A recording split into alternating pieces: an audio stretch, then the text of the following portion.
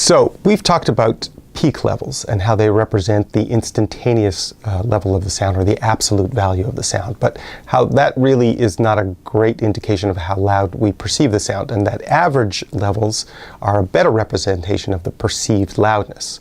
And this speaks to a phenomenon we call the dynamic range, which is the difference between the loudest part of the recording and the quietest part of the recording. But there is other stuff in the recording, like what about pitch and tone and all that sort of stuff. So to speak about that, we need to define what they are and find some kind of quantifiable or measurable way to speak about them. Okay, so if we think about a waveform, and we know that the waveform has a highest point and a lowest point, and that the greater the difference between the highest and the lowest point, the louder the signal. So basically, the bigger the waveform, the louder the sound. But that really just speaks about the height, or this axis. If our graph has two dimensions, an axis going this way, let's call it the x-axis, we need to define what the x-axis is measuring, and in this case, it's time.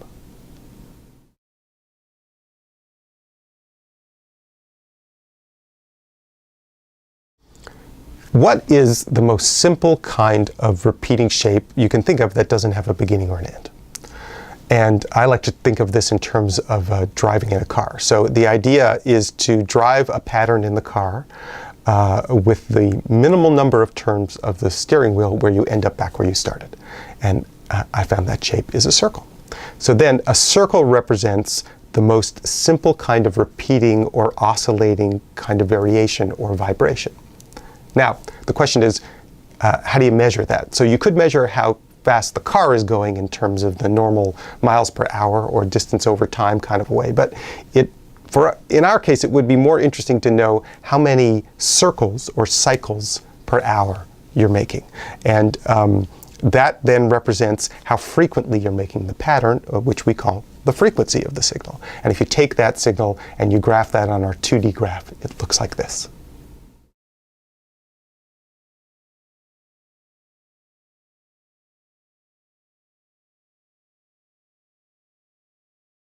Okay, so another way to look at this is kind of graphically. So if you had a pencil in your hand and you were drawing a circle, you'd be going like this.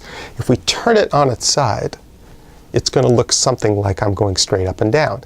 And if you took that pencil and you put it on a piece of paper and you drag the piece of paper, you'd end up with this sort of waveform. And that kind of a waveform, and that oscillation, we call sinusoidal. And the resultant wave, or the picture, is a sine wave. And that represents the most simple circular kind of vibration that you can make. And therefore, it also represents the most simple and pure kind of sound that you can make.